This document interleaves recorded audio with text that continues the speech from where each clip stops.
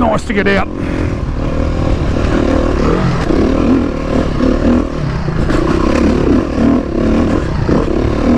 Oh, this is a bit chewed out.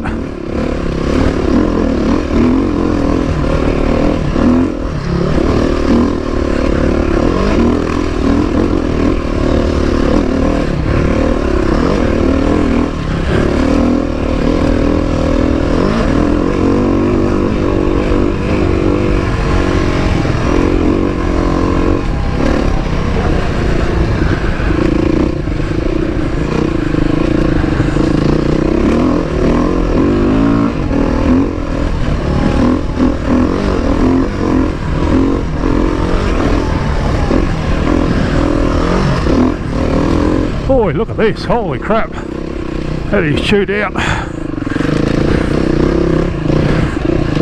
Holy crap.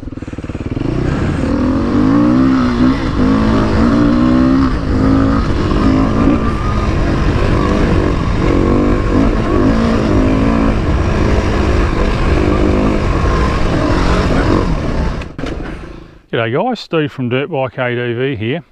Just thought I'd come out in the bush and have a quick afternoon ride. I didn't get a ride on the weekend, as you can see, just out in a good Aussie bush here, just riding some fire trails. It's quite warm this evening, so I'm sort of just doing a little bit of fire trail riding, but just getting out here, clearing the head as I talk about all the time. Nice to get out in the bush. So just thought I'd stop and have a quick talk about the bike. I haven't done a full review on this bike, and I'm not going to do a full review. I'm not believers in waffling on. I'm not a super technical guy, so I'm just sort of going to have a chat about the bike, what I call a short practical review, an SPR. So I'm just going to have a chat about why I bought it and a little bit of history and that sort of stuff. Beautiful evening here, so I'm quite enjoying just tootling around and enjoying a bit of fresh air. So if you know the channel at all, I had a 480, so riding single trail with my son. We were riding two strokes mainly and just doing the occasional Dargo ride, and I was sort of swinging towards, buying another 4-stroke, and I decided to buy a bigger bore 4-stroke and do some ADV riding, camp off it. I had an 88 Tenere an 86 model Tenere in 88 and travelled up the east coast of Australia and did a whole trip, a whole year away on that bike, and I always vowed I wouldn't buy a full-on adventure bike. The Tenere had 23 litres of juice up really high, and I just vowed that I'd never buy a big heavy bike like that, that I'd buy an enduro bike and convert it to an ADV bike.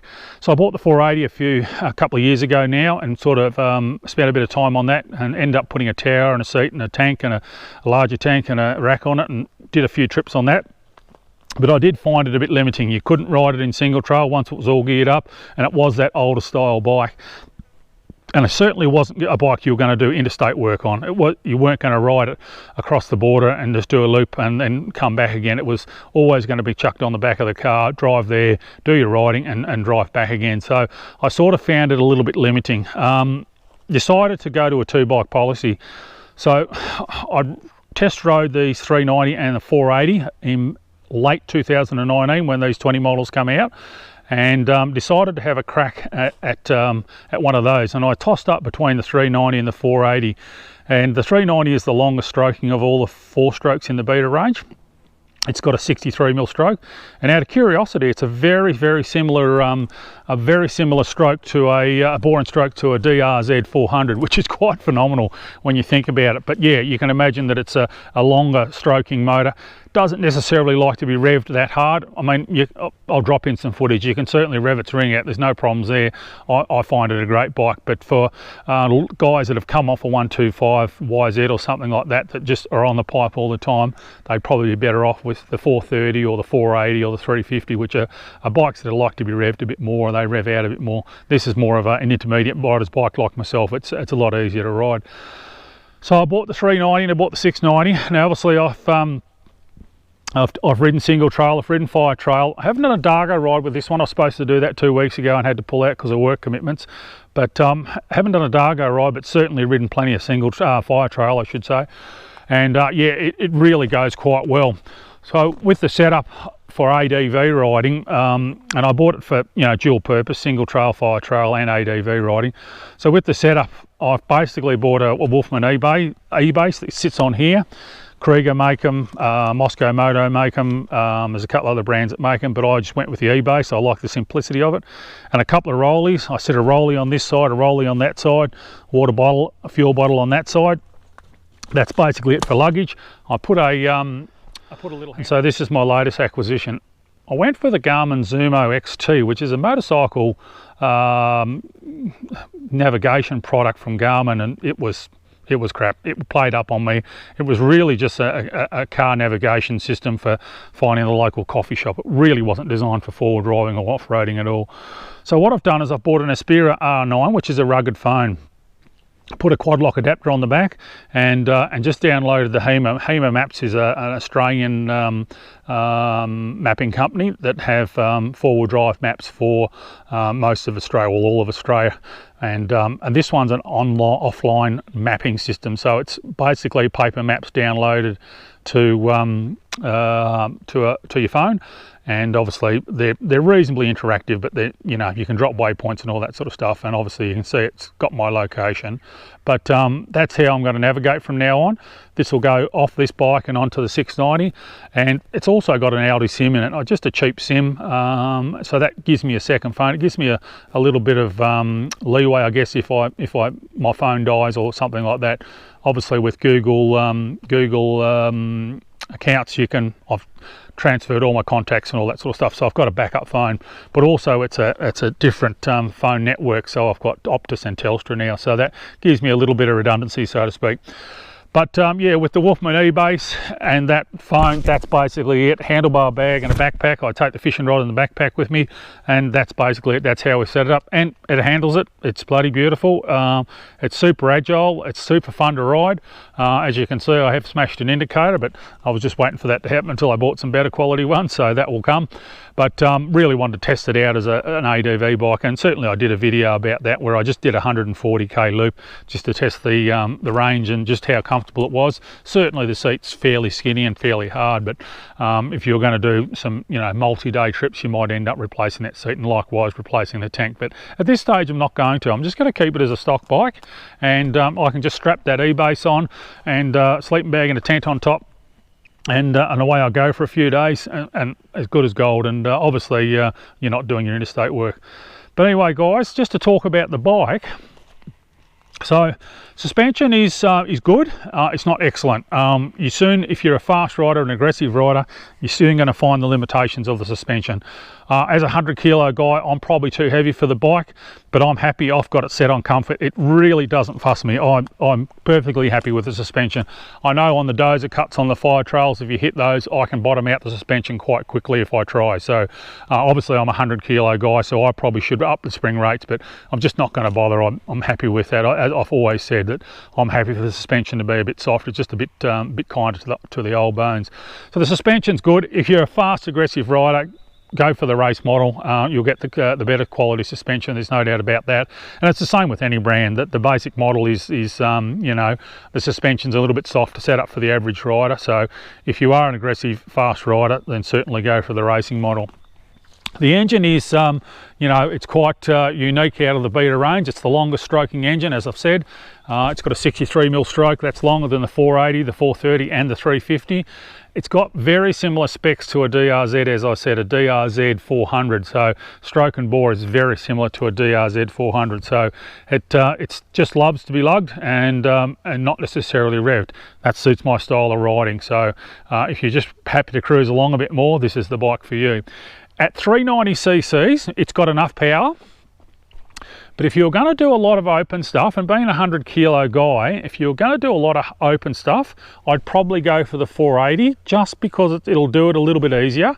You know, you'll have to rebuild it a lot less. Whereas I think the 390, it's got lots of power, guys. It really has. But obviously, you're working the engine a little bit harder when, you know, it's a smaller cc. So if you're going to do a lot of open stuff, a lot of long distance stuff, I'd probably go to the 480.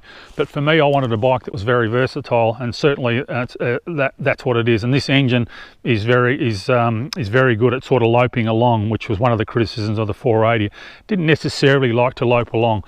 Handling and manners, I've got to say it's bloody good. I can ride this bike on the highway. I can ride it on the streets at home. I don't bother putting it on the trailer and coming out here. I just ride out here. Hasn't got balanced wheels. Yeah, and there's just the stock tyres still, you know, so it's really, you know, its manners are bloody excellent, I've got to say. It's really fun to ride no matter where you are. So suspension's good, the engine's good. The ergonomics I'm finding fine. I haven't even shifted the handlebars forward. That's the first thing I usually do for when I buy a bike. I normally shift the handlebars right forward, give me a bit more space in the cockpit, but I haven't even bothered doing that, to be honest. I'm finding this bike really quite good. Gearbox is good, very close, very easy to find gears. I've always said that about beaters.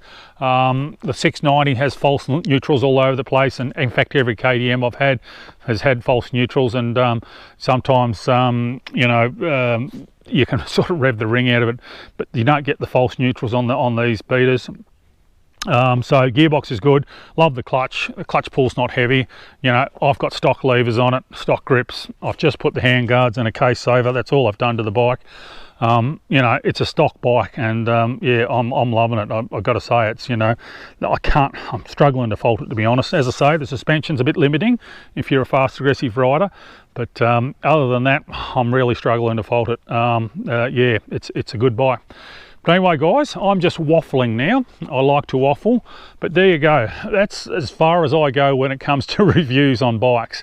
Overall, I'm loving the bike. It's got plenty of power, and it's really fun to ride. It's light and agile, and yeah, a worthy investment. So yeah, by all means, consider it in one of your options for light ADV work. But anyway, guys, I'm running out of light, so I'm going to head home. It's coming into Christmas now, 2 weeks to Christmas. So I'm going to do one more video, and then I'll have a break over the Christmas break. As I said all along, I'm basically just taking a camera along with me when I ride. This is not about making money or anything like that, but certainly I'm going to do a wrap-up video just out of my own interest. I'm going to set both bikes up, the 690 and the 390, with all their gear, camping gear all set up. I'm going to do a quick little a progress video of where I'm at with both bikes, and that'll be a bit of a Christmas wrap up, and after that I'll be drinking beer and eating far too much food for a couple of weeks. So that'll be it for a while, and certainly we're in the midst of summer now. It's not that pleasant riding dirt bikes in the bush, so there might be a few little trips down to the beach for a latte, but yeah, we'll probably won't be a hell of a lot of camping trips for the next 3 or 4 weeks. But anyway, guys, so thanks for watching. We'll do one more video for the year. We'll see you then, and hope to see you out in the trail soon.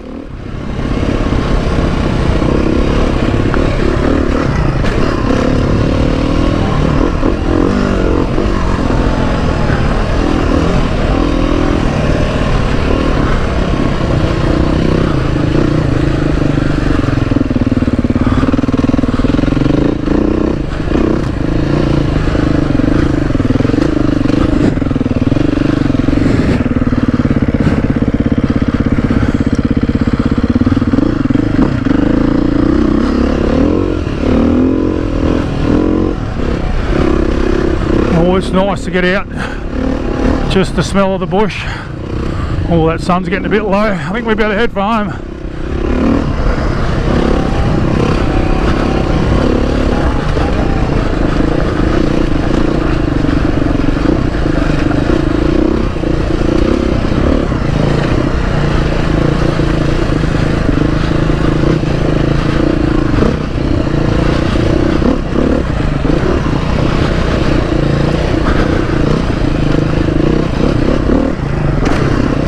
Butterfly with sore feet. Not quite, but anyway, you get the point.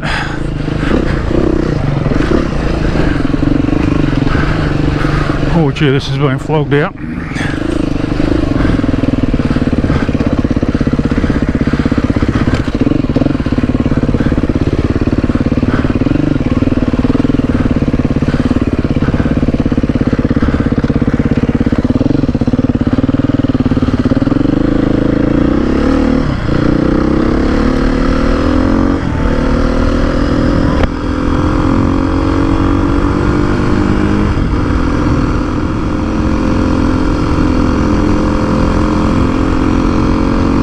Actually, I'm not heading for home anyway.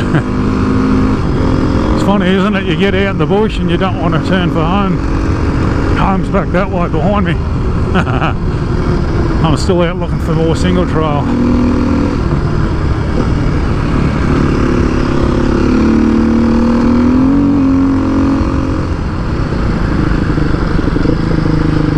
Always wanted to see where this road went to.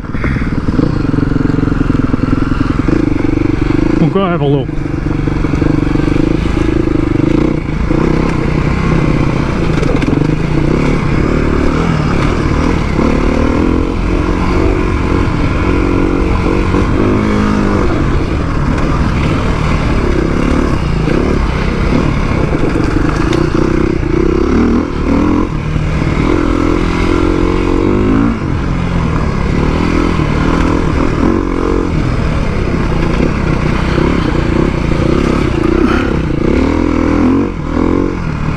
Oh, corner.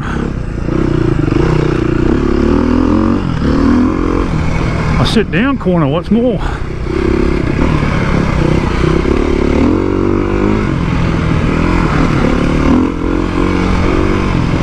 I don't know where this goes.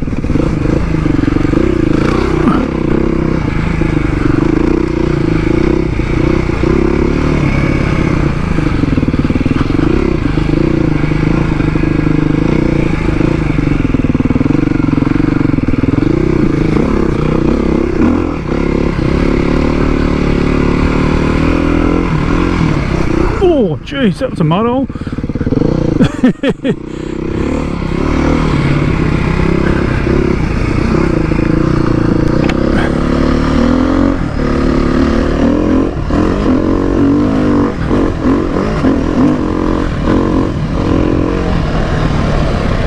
Seems to follow the farm.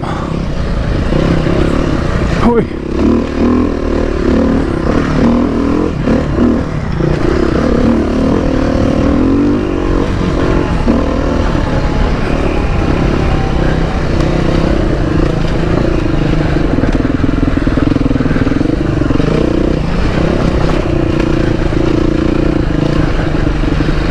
Here's a wallaby. Well, that just made a liar of me. I always say the swamp wallabies generally are by themselves. There was 3 together there. 4.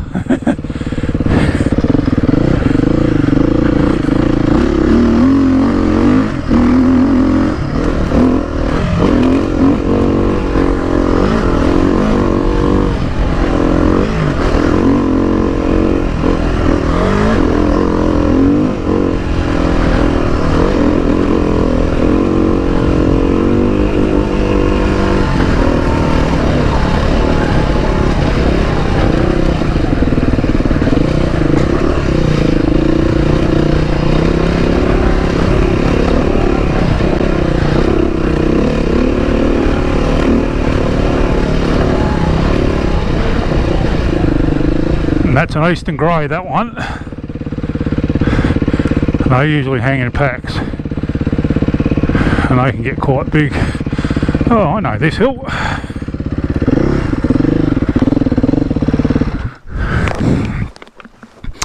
This is fence line. There you go. Many a 4-wheel drive have rolled over on that little hill there. Many.